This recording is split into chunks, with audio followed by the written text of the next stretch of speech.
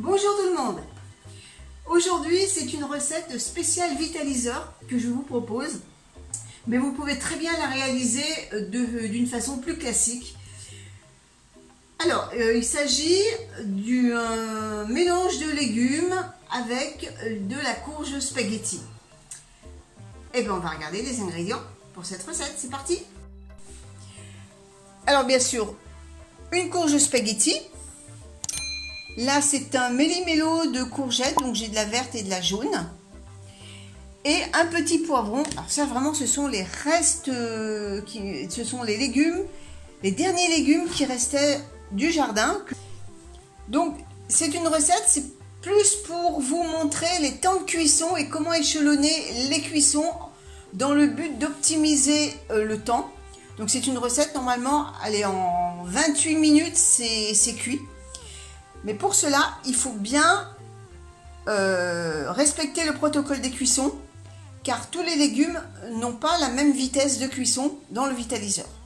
Alors, au niveau de la cuisson de la courge spaghetti, donc je l'ai vidée, bien sûr, j'ai enlevé les graines, et il est important de la cuire à l'envers, comme ça. Donc la vapeur commence à s'échapper, on entend l'eau qui bout, donc il est temps de mettre la courge à cuire.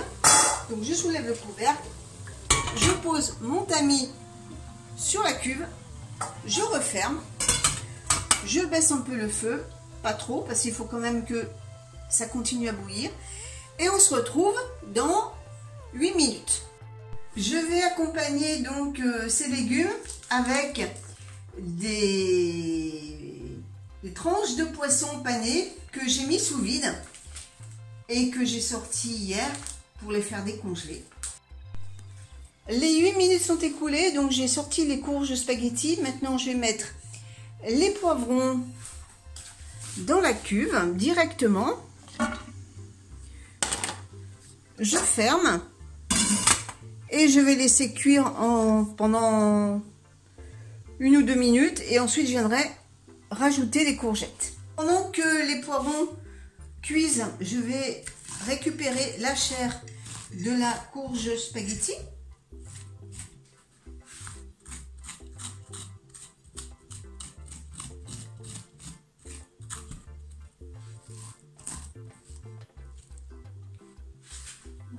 Je vais prendre une cuillère.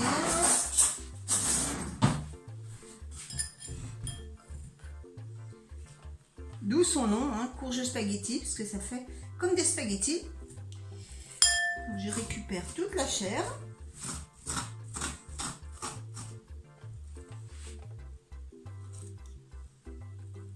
Alors l'avantage du vitaliseur, c'est que c'est une cuisson qui est très rapide, qu'on peut échelonner en superposant les différents légumes.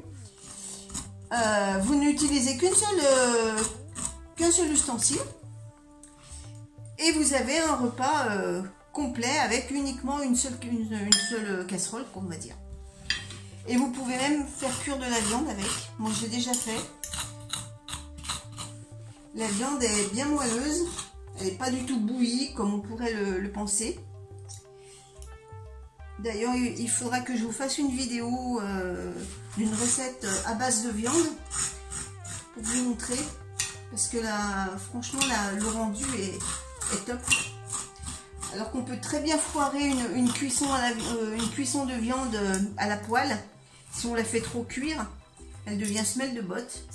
Là, avec le vitaliseur, la viande elle est moelleuse. Et quelle que soit la viande, hein, viande blanche, viande rouge, c'est un pur délice. Donc il faudra que je vous fasse une recette à base de viande la prochaine fois. Ceux qui ont le vitaliseur, ça pourra donner des idées. Parce que c'est vrai que quand on acquiert ce genre d'ustensile, des fois on se trouve un peu démuni. Mais c'est un ustensile qui est bourré d'idées, bourré de recettes. Et après, une fois que vous avez compris le système, eh ben vous lâchez, hein, et puis vous faites toutes les recettes que vous souhaitez. Vous n'êtes pas obligé de suivre à la lettre ce qui est marqué dans le livre ou sur les sites. Mais il faut savoir que pour une cuisson optimale, il faut déjà que les légumes soient frais Et plus vous les coupez en petits morceaux et plus la cuisson sera rapide. Bon, avec la courge spaghetti, c'est pas bien possible.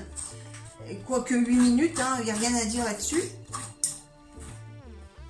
Donc voilà, c'est qui n'est pas de micro-ondes, franchement, cet ustensile me donne entière satisfaction. Et en plus, c'est une cuisine qui est très saine puisque c'est une cuisine à la vapeur.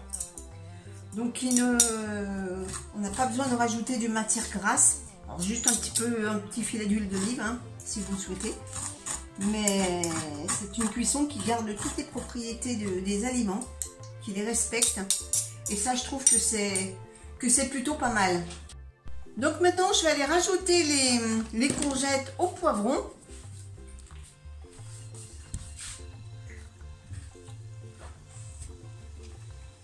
Je rajoute directement par-dessus. Et je vais poursuivre la cuisson de 5 minutes.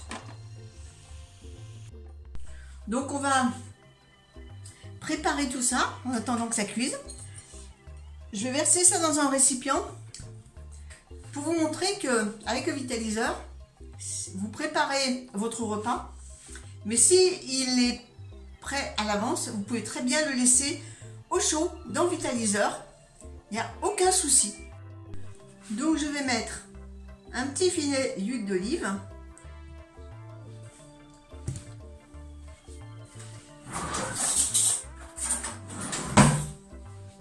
Je vais mélanger.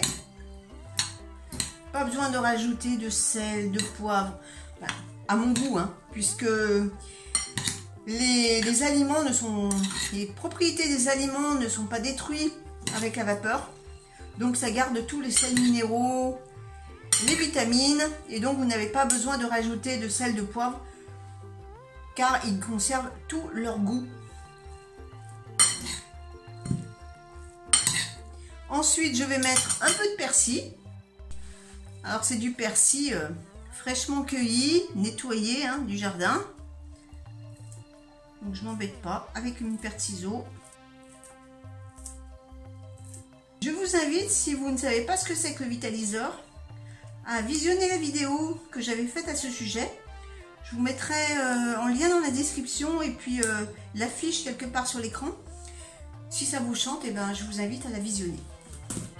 Donc, voilà, un peu de persil.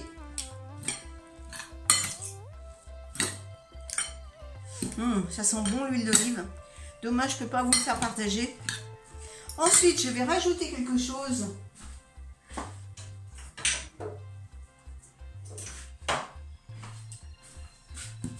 Un peu de gingembre moulu. Mais ça, c'est à votre convenance.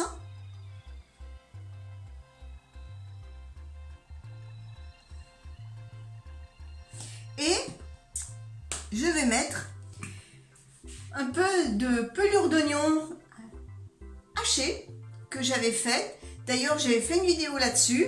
Je vous remettrai l'affiche aussi à ce sujet. J'en mets un peu. Ça vous montre un peu l'utilité de ces pelures d'oignon que j'ai fait sécher au four et que j'ai mixé. Donc là, je remélange. Et maintenant, nous allons chercher les courgettes et les poivrons qui doivent être cuits. Et voilà, les courgettes et les poivrons sont cuits. Donc maintenant, je vais aller les débarrasser avec les courgettes, les courges spaghetti. Et je les mets directement avec les courges.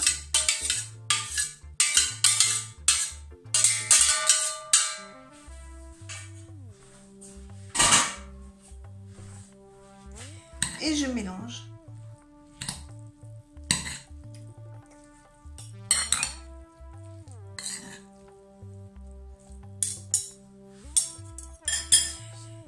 Et voilà, alors maintenant, le temps de préparer mes poissons et de mettre la table, je vais laisser au chaud. Je vais vous montrer. Donc j'ai éteint bien sûr la plaque, mais comme l'eau reste chaude dans la cuve, eh bien ça va garder le plat au chaud. Donc je mets ça, le plat dans la cuve.